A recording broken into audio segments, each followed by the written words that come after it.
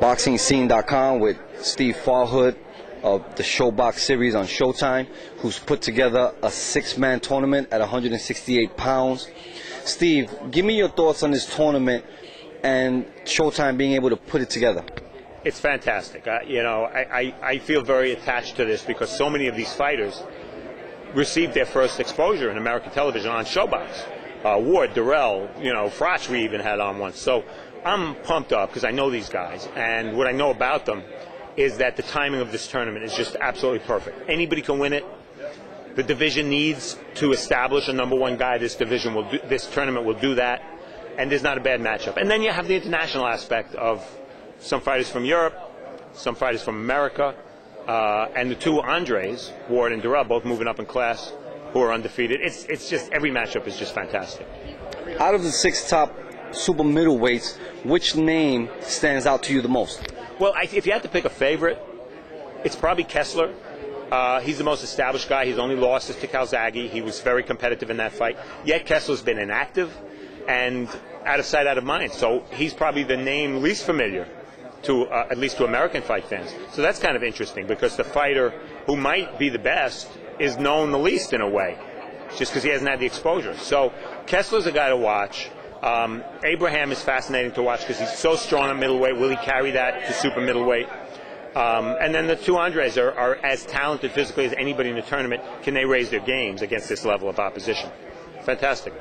2 fighters coming into this tournament are belt holders. Abraham has already said he's going to relinquish his title to move up. Right. What about Froch? Does the organization get in the way of this tournament, or does it matter?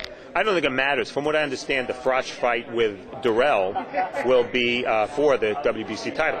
If that's fine, fine. But what this tournament's all about is giving these guys an opportunity to establish themselves as the #1 guy in the division. And fighting mandatories, they're not going to get a chance to do that. But fighting each other, maybe 3 fights each, against each other, against the fighters who are in this tournament, the winner is clearly going to be the #1 fighter at 168, without doubt, belts or not.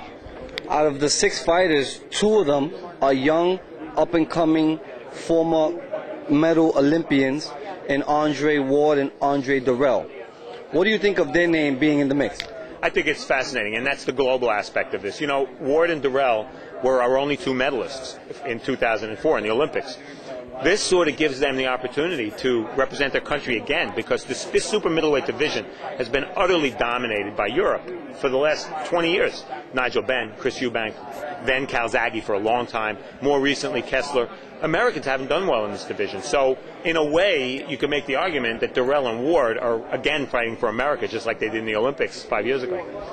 Do you think that if this tournament works, that we will see it in the other weight classes? I would love to see it in any weight class. The thing is, this is not an easy thing to put together.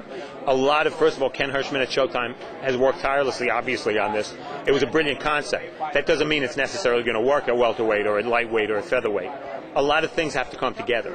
You have to have fighters who are willing. To negotiate with 5 different sets of promoters in itself, I can only imagine. Past the buffering, So it's fascinating that this was able to come together, but I'm sure that it wasn't easy, and it's a great concept for other divisions, but that doesn't mean it would necessarily work.